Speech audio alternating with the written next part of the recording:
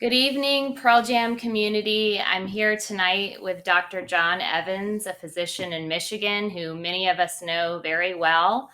Um, One of the biggest things in our last interview was talking about how John wears a Pearl Jam shirt under his scrubs as he has been bravely fighting COVID 19 on the front line since the very beginning of the pandemic. And we're here today to check in with him and to see how he's doing and how everything is going.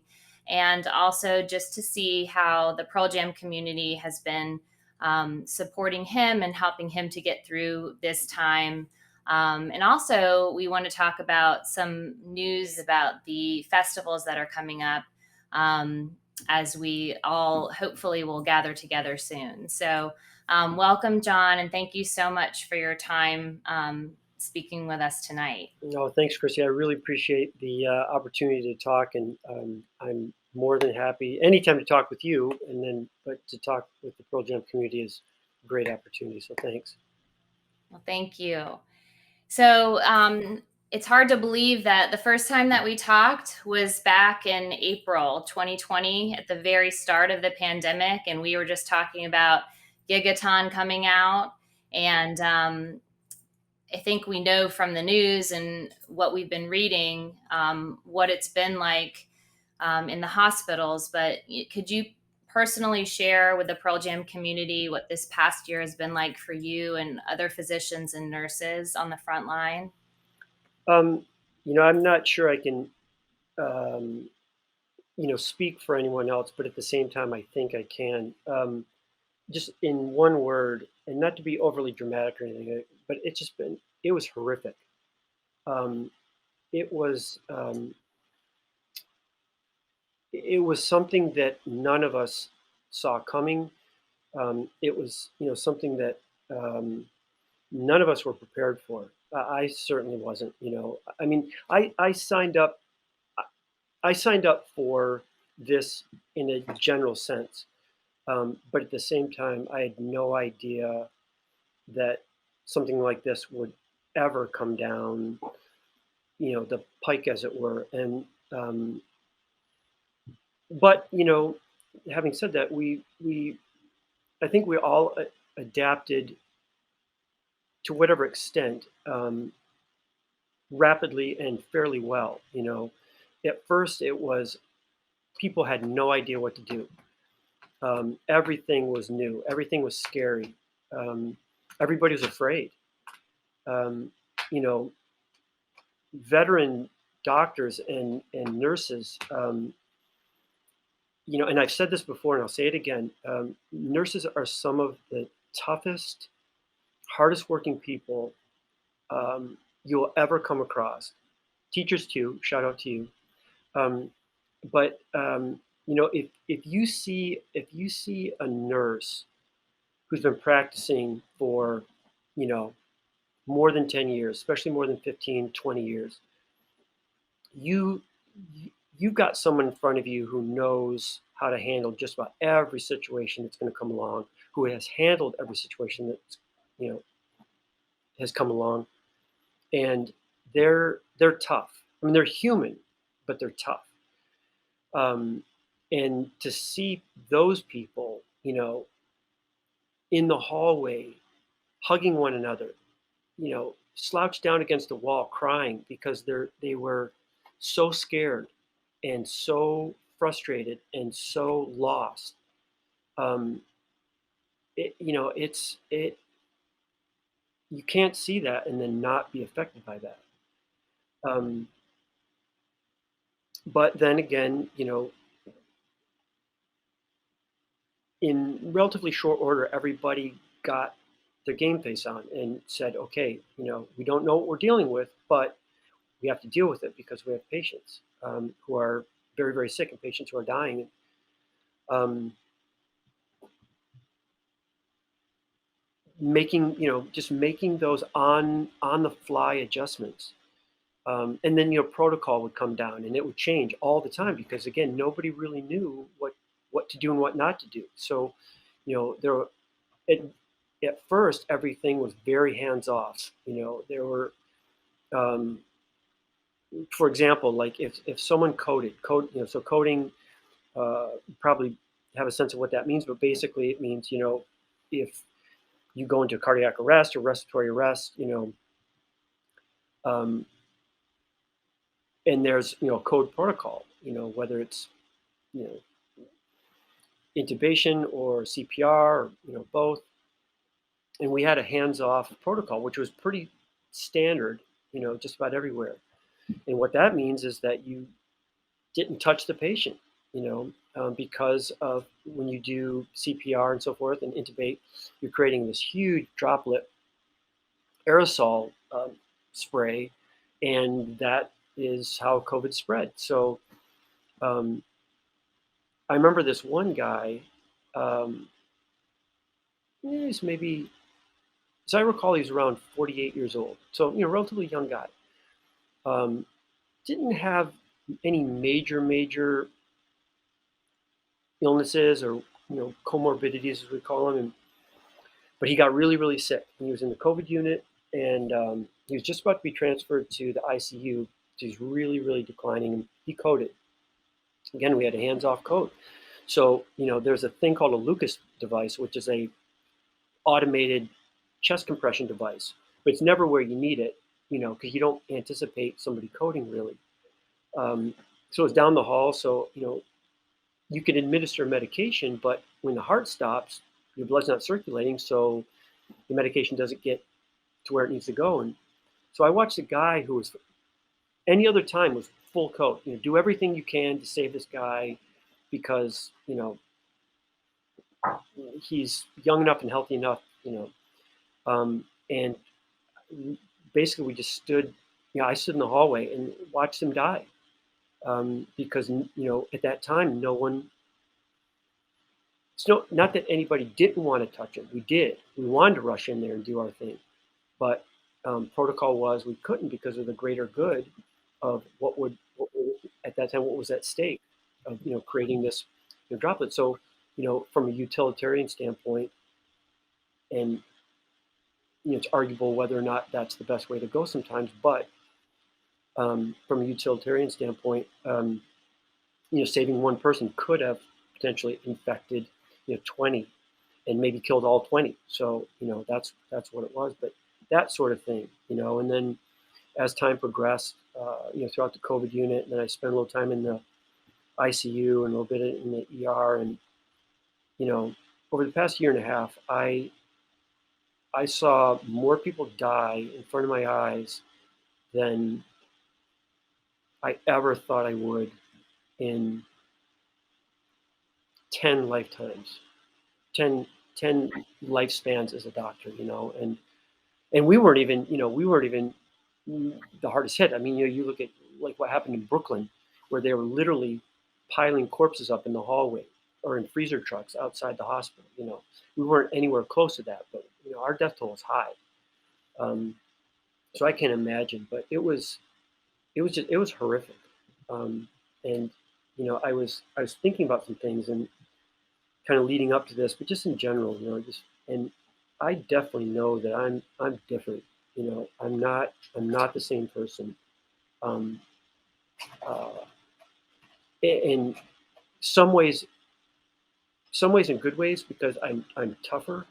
I've learned a lot, I've faced some things, but some ways not good at all. I know that, uh, there's that line, I think, from, I don't know if it's from actual Peter Pan or if it's just from the movie Hook, but, it's, how you've lost your smile. I feel like that, I feel like, not all the time. In fact, many days I feel, I am, my old self more or less, but the rest of the time I just feel like, you know, there's kind of a light that's dimmed, you know. So, And I imagine that hasn't really improved.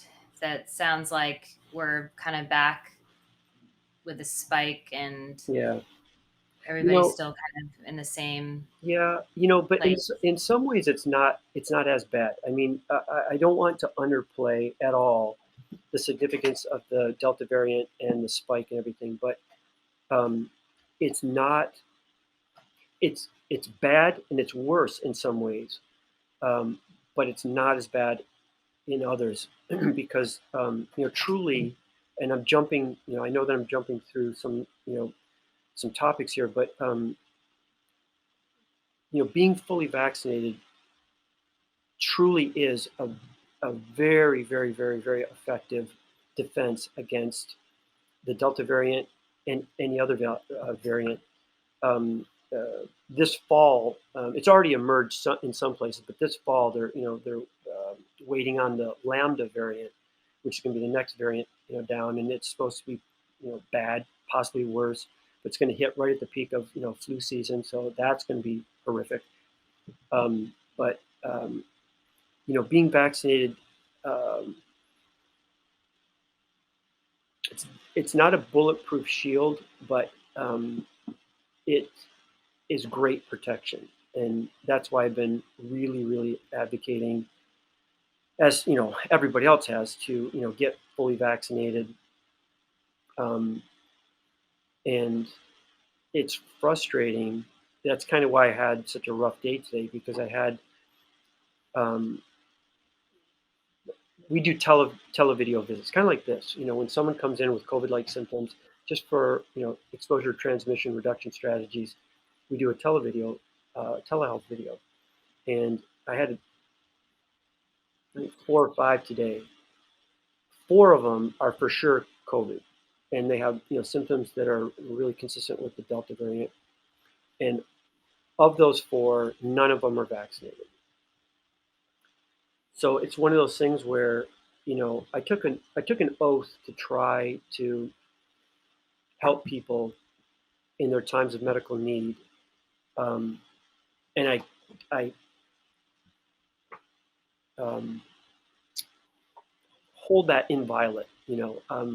But at the same time, it's kind of getting to the point where I I can't I haven't been able to break through. I haven't been able to get people to reconsider their position. Um, and I respectfully approach it. It's not like I'm saying, "Oh, you're completely wrong."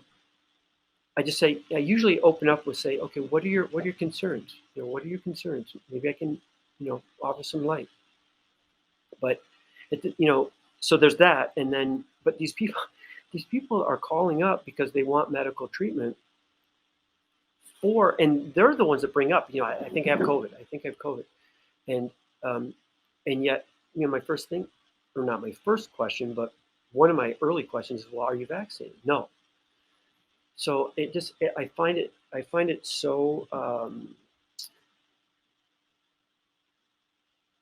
mind-boggling, but contradictory. It's why is it that you want treatment for this thing that you're so afraid of, but you won't take action to prevent getting sick or getting really sick um, from it by getting vaccinated? And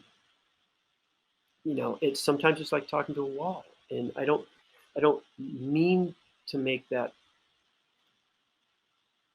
harsh or like I've lost my what I promised I would do, but it's the only description I have to describe it. It's sometimes it's just a blank face, like don't even bother going down that road, because I'm not going to change. I had one patient today. This is actually probably what kind of tipped it over into the not a good day category. So this patient came in not for anything COVID related, but she happens to be a nursing student. A nursing student. I want to toss that, make that clear. And she was tossing out conspiracy theories and distrust in the vaccines and uh, well, I hear this and I hear that, and and I'm thinking, and she actually said, so I have a choice. This is her, her speaking. I have a choice. Either I don't want the vaccine, And I can either be vaccinated against my will or I can walk away from healthcare. And it took all I had to not scream, please, please walk away from healthcare. You should not, someone who is so disinterested in healthcare should not be in healthcare. But I just, I know that it would have come back to bite me, just from a patient interaction standpoint. But whatever, but it's that sort of stuff, and I see that every once in a while. Most people, who are in the know, um, uh, trust vaccines, um, as they should. But there's still just people that I can't, you know, I just honestly, I don't get it, and I don't know how to to reach them at this point, because it's not, it's less. She was saying, I don't trust it, and I don't trust the science and so forth. But what she was really saying, because she knew, I mean, she was quoting some really accurate science, not for in defense of her argument, but just in general. But what she was really saying is just fundamentally, I'm against this, and at that point, you're not going to change them. And she even said, and this I've heard this a lot from the unvaccinated or anti-vaxxers. She said, "I'm not afraid to die from COVID." And I said to her, I told her what I just mentioned about all the people I had seen die.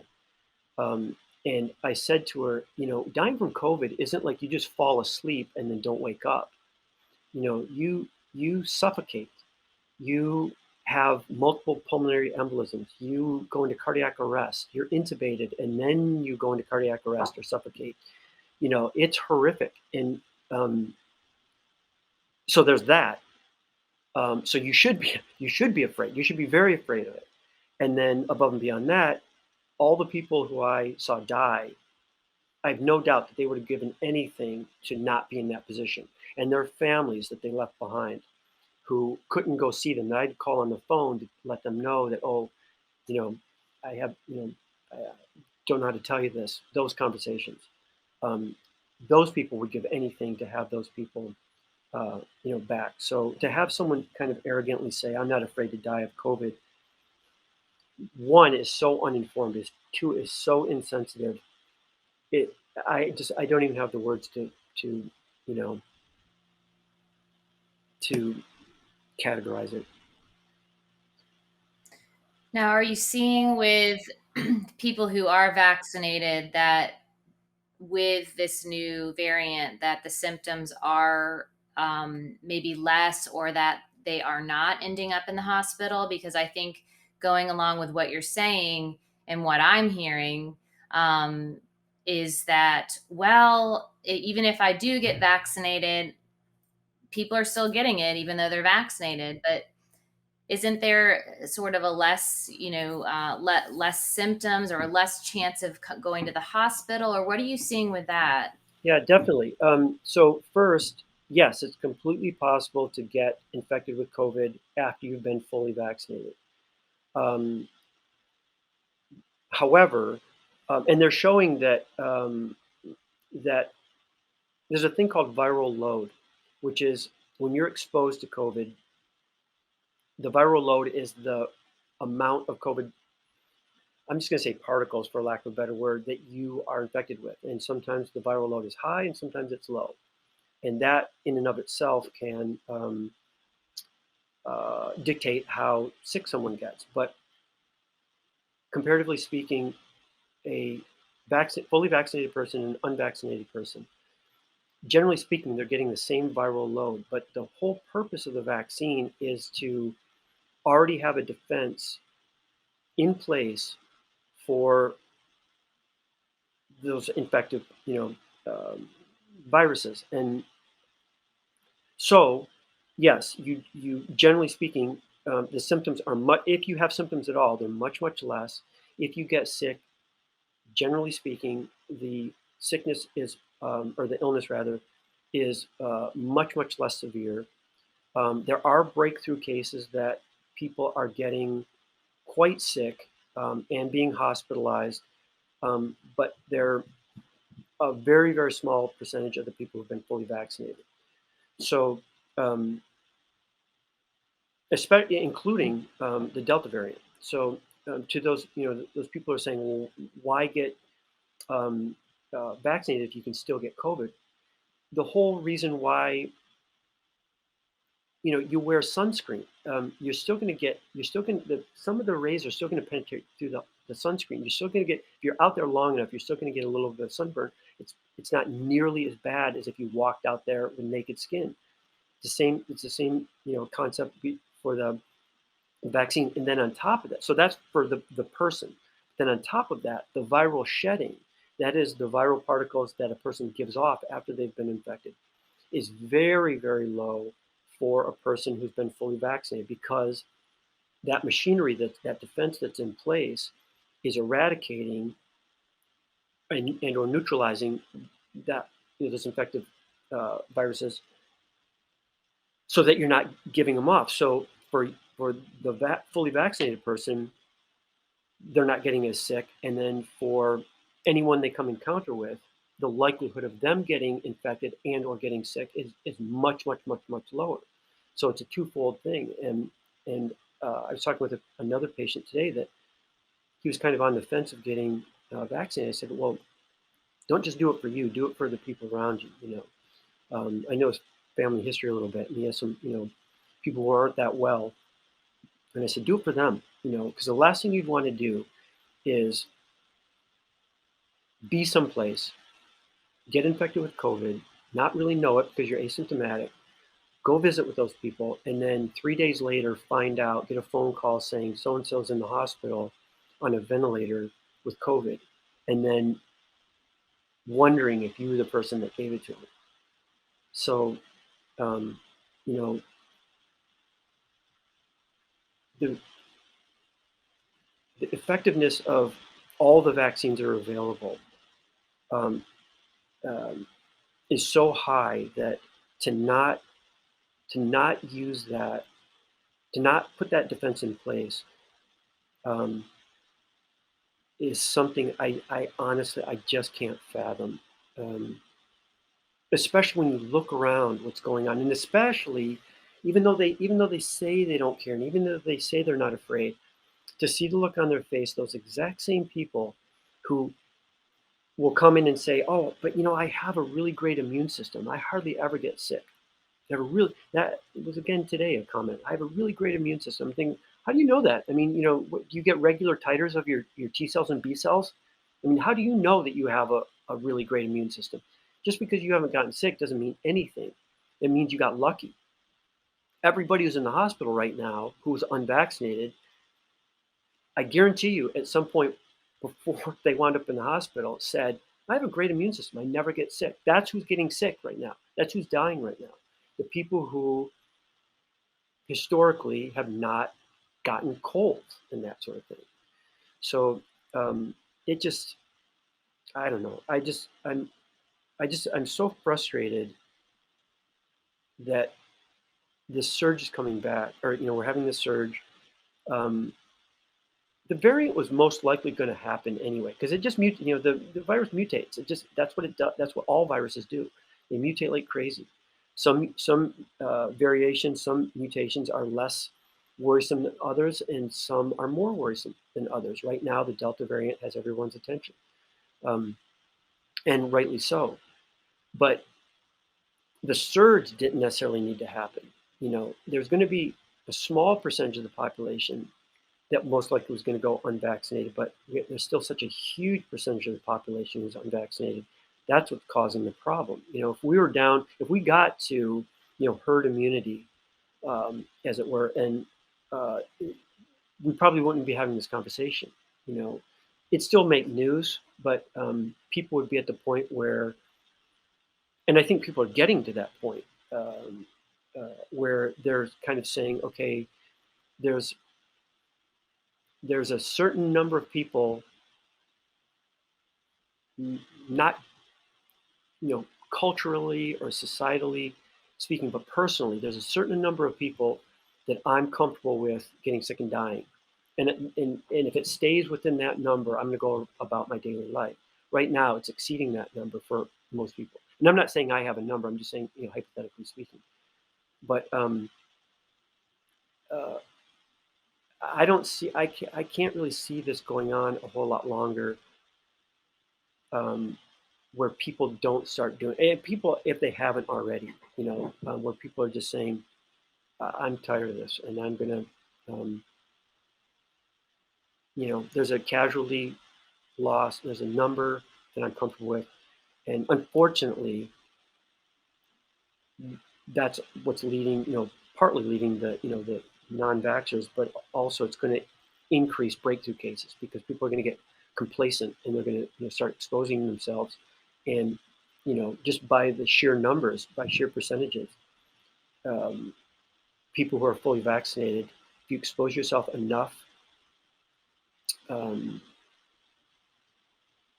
to enough of a magnitude and enough times, people are going to start getting sick. And so, you know, So how are you all supporting each other as physicians and nurses, and how do you get up and go to work every day when this is has been such a difficult year and a half? you just go. I really don't think about it. Um, I don't wake up saying another day of COVID. I wake up and greet the day and just go. And again, some days are really great days. Even if I'm dealing with COVID, it's just something. Um, there's a hope and a positivity and a sunshine now that wasn't there back when we first talked. Um, and but then other days it just kind of hits you, um, and you just we just, interestingly enough, we don't really, like before we were having kind of hand holding sessions, if you would, group hugs, not without keeping social distance, but we were having those kinds of things where we're talking and venting, and we don't really do that much anymore. And I'm not sure if that's necessarily a good thing or a bad thing. I just know that we don't really. Um, but there's still those looks, those glances where it's like, just hang in there, just hang in there. And that seems to be enough most of the time. Um, our hospital is not at maximum capacity yet. It's getting there, but it's not there yet. So ask me that same question once we get to maximum capacity. But yeah, I try not. It's not that I'm pushing it away. It's just that I'm not starting my day out like that. You know. Right. So how and I know we talked about this at the beginning of the pandemic, Mm. but how has your love of Pearl Jam kind of helped you get through these days and helped you stay positive when you really needed that positivity?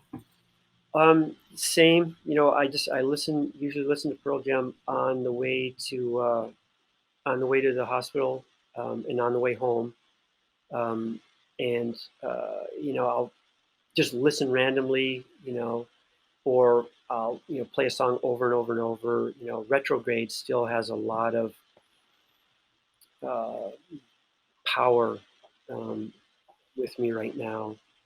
And I'll just play that over and over and over, especially the last like 60 seconds of it. Um, and then just keeping abreast, the streaming events, and just listening to the news, and all the build up to the upcoming festivals and things, and that keeps me going. Just that energy, and just seeing everybody else really starting to find that joy, um, that picks me up when I'm down. Um, there's some days where it doesn't happen very often. There are some days where I get so down that I really don't want, uh, I don't go to Pearl Jam for those times. Not because I don't think it would be. Uh, I don't want that. It just I don't want to drag. I don't want to drag Pearl Jam in my mind down into that dark place. I want to come out of it a little bit and then let them pull me the rest of the way out. And that doesn't happen very often, but I've noticed that it's happened a few times, and it was unsettling, But generally speaking, I can turn on Pearl Jam and everything disappears, for that time, and then it'll fuel me. That sediment will stay with me. That glow will stay with me for a while. Sometimes all day, sometimes not, but it always is. It's a security blanket. It's that soul food, that comfort food. Are you still wearing the Pearl Jam shirts under your scrubs? Yeah. Oh yeah. I just sometimes it depends on the day. I'll actually pick one. Today it's just totally random. I'm wearing the 10 Club I shirt love today. it. I grabbed it out of the closet, but That's awesome. oh yeah. You know I um, that is going back to the whole. So all right. While I might not necessarily go to the music, I always have this. It's always right here next to my heart, and that's the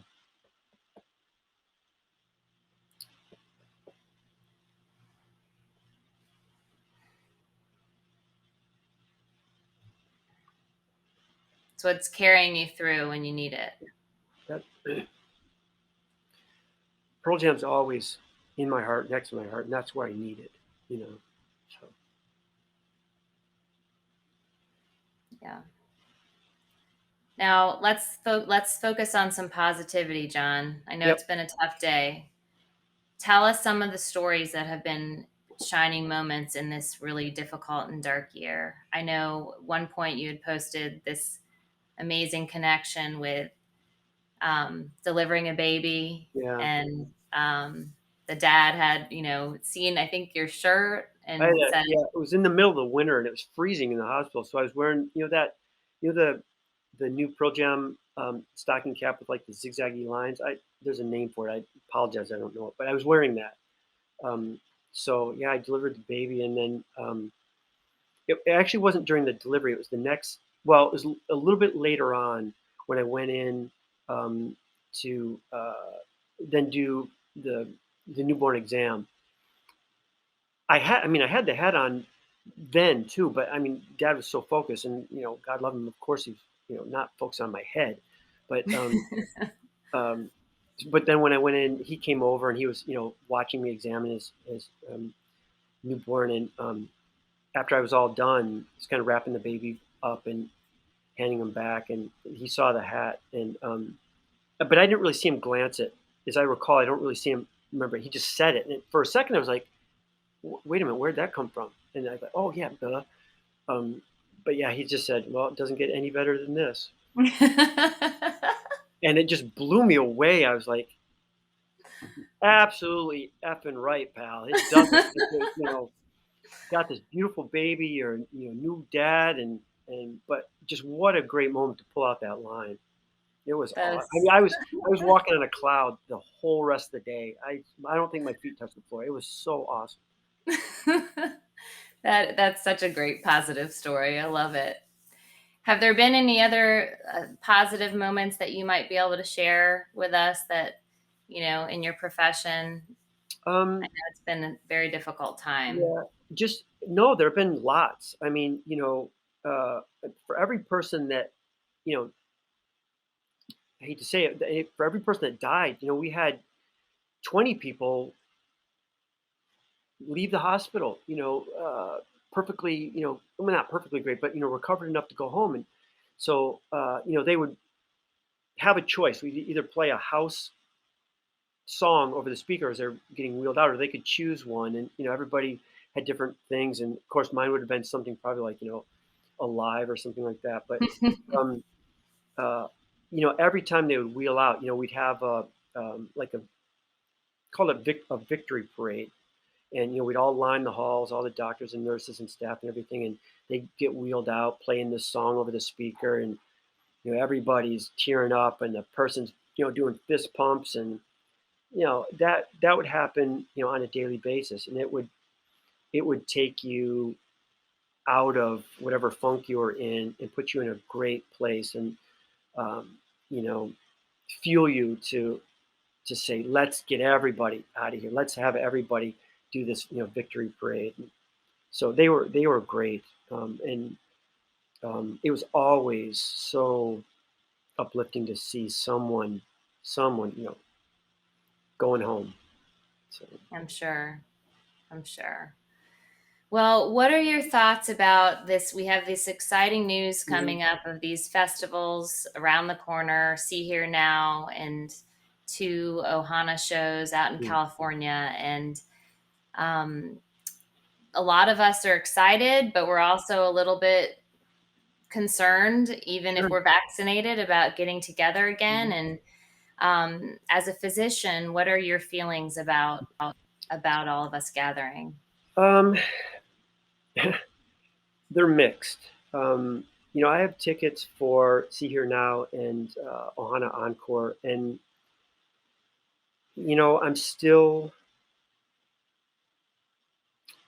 I'm still not exactly sure which way I'm going to go. The only reason being that I think I have kind of a bit of a responsibility to do the right thing. So, but I'm not exactly sure what that right thing is. So on the one hand, I think that I think that we're all going to be relatively safe. There are going to be COVID cases that come out of those. It's just a given, and people need to accept that.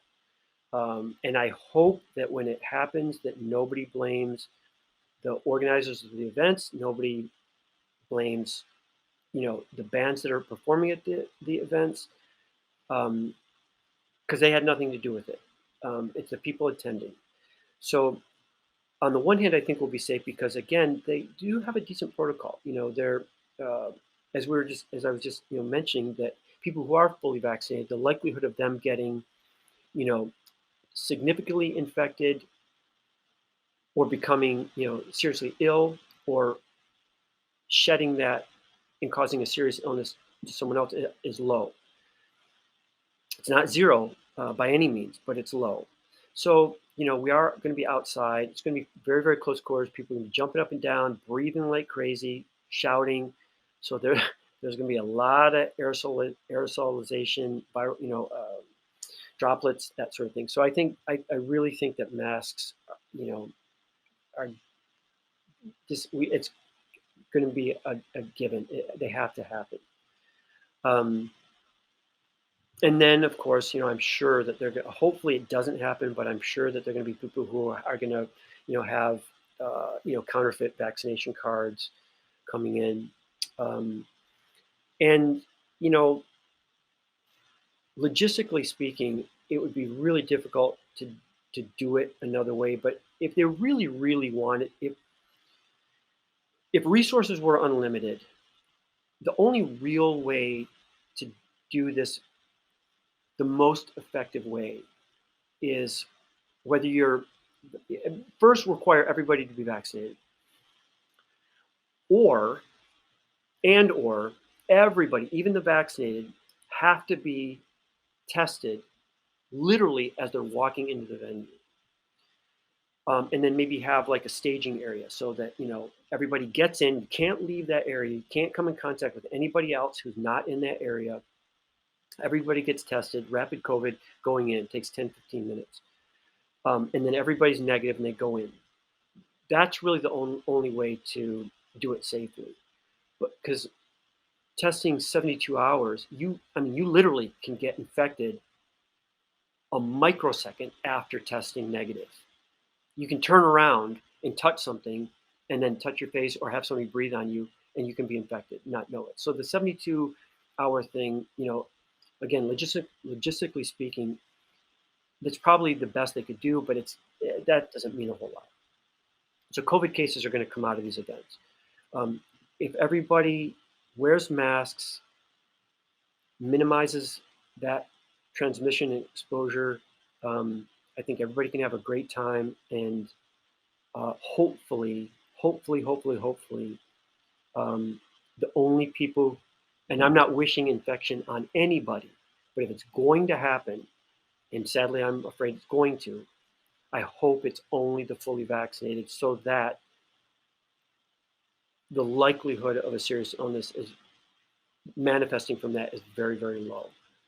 Um, Again, I hope that doesn't happen at all, but so I want it to be great. I'm ready. We're all ready for it to be. We're all ready for these. I want to go. I want it to be fantastic. I want it to be this joyous thing. I want us to all just let loose a year and a half of this pent up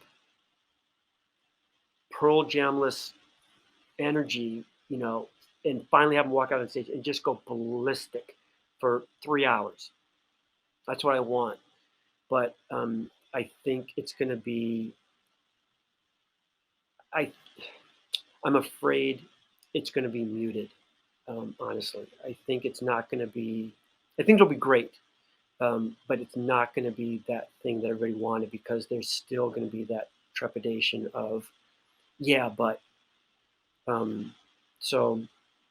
But having said that, um, you know, a little bit or even a lot bit of a great thing like that is still worth its weight in gold, and that's the part of me that's torn. That we need this, and I need it.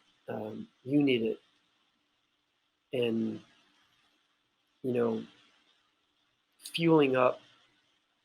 I always, I always kind of equate going to a Pearl Jam show of, typically I run out of gas and I coast in on fumes, and I get there and I completely fill up my tank, and then I'm off for a long road trip with Pearl Jam coursing all through me until I run out of gas again. And hopefully that's around the same time that another Pearl Jam show comes around, so I can go fuel up again.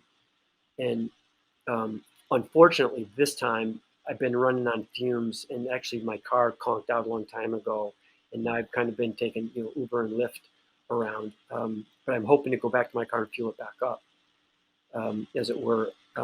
So I want it to happen.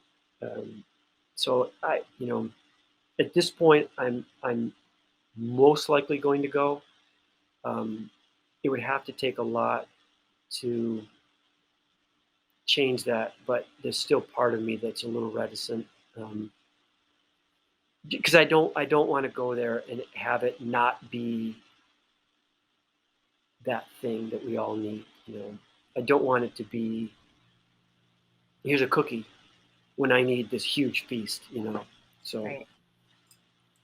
And if we're all going to do our part, vaccinated or not, um, sounds like masks, no matter where we are, seem to be the way to go. And yeah. do you have any other recommendations for all of us to do our part to help in this situation? Um, well, get fully vaccinated before the festivals come along. Uh, I would advocate getting tested, uh, even if you're fully vaccinated, beforehand. The closer to it, the better. And if you test positive, I would, as much as it would break your heart, I would say don't go. Do the right thing, um, and just it's going to be nearly impossible the way the staging is set up in the confines to practice social distancing. So masking is absolutely 100% mandatory, and I would even do, the best thing probably would be to do a mask, either a mask and then have a net gaiter over the top of the mask, or a net gaiter and then a mask over the top. The reason being that the average mask that people have, there's there are gaps. The masks that I wear in the hospital are actually truly respirators. They seal around. There's a seal like this, and then I breathe through the material. I'm filtering through the material. The average mask that any people wear on the street are great, and they're better. They're much, much, much, much, much better than nothing. But they're more of a barrier against frontal assault from aerosol and droplets. But you still have gaps all around. So um, if you can seal that up with either a net gator or something like that, then you would get closer to respirating through that that filtration. Um, so I would advocate something like that, where you're getting the best seal around your mouth, nose and mouth, um, to avoid either expelling anything or receiving anything through the gaps, would help greatly. Yeah, And then because just that if go we ahead. all are there, we're all going to be singing at the top of our lungs. So, Right. That's the thing. I mean, yeah, and that's what I'm saying. Again, fortunately, most of the people who are going to be there, I'm crossing my fingers, most of the people are going to be fully vaccinated. So that will be less of an issue. But that's exactly right. I mean, and there are going to be a lot of people who aren't going to wear masks, and I don't necessarily blame them. Again, they're their first Pearl Jam show in forever, and plus the year and a half of all this thing, and they want to let loose. But so there's going to be a lot of stuff floating around. Fortunately, it's outside, so you know some of it's going to drift up, some of it's going to float away, some of it's going to be blown away, but um, it's going to be there. And um, and something I literally thought for the very first time yesterday, that let's say hypothetically nobody wore a mask, or if a great percentage of the population didn't wear a mask, that's a lot of a blast going right to the band. You know, um, uh, I've been not up on stage in a Pearl Jam show, but I've been kind of side stage at a fairly decent thing, and when the crowd roars, it's a concussion. I mean, that sound wave that hits you, and that's just me carrying all that stuff up to the band. So I know that they're all vaccinated, fully vaccinated, so that's great. But and I think it'd be impossible. Well, I guess arguably everybody except for Ed could theoretically wear a mask, although I guess he could too. Um, but I'm worried for him. To have that's a huge exposure. All the more reason to wear a mask. If you truly love Pearl Jam or any of the bands that you're going to see at these festivals, wear a mask so you're not exposing them of all people. So, but it, I just I want so much for it to be great, and I'm holding out hope that it's going to be great, but we'll see. well, John, we thank you so much for all that you have done this year and a half, and even before that. And so many of us, look to you on Facebook, with your posts and your updates about what's going on and what we should be doing. We really trust your opinion. And we thank all of the physicians, everywhere, and the nurses everywhere for all that you're doing. We know it cannot possibly be an easy job. But thank you so much for your time tonight. And we hope that we'll all be together soon and that it will be a happy, positive experience. And Yep, absolutely. um, it's just such a pleasure to talk to you, and thank you so Yeah. much.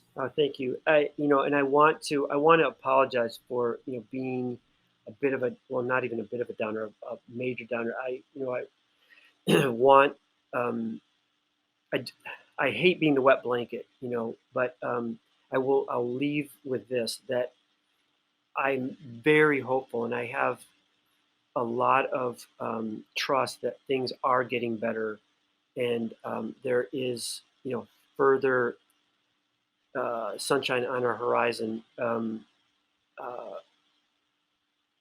and that carries me through, so I want everybody else to carry through with that hope and that positivity, and just keep doing what everyone's doing, trying to minimize, and we will get there. We'll get there together, and there will be a day. There will be a day. I don't know when, but hopefully soon, where we will be. This will be behind us, and we will be truly joyous and reveling in all that, uh, everything that the Pearl Jam experience is all about, and we will be there. So Yeah. Thank you for having me on. And again, I apologize, thanks. There I is no appreciate need to apologize. We're so happy to talk to you and to listen to what's really going on, and to know what we can do to do our part. So thank you, John, and we'll be talking to you soon. it. Okay. All right. Be well.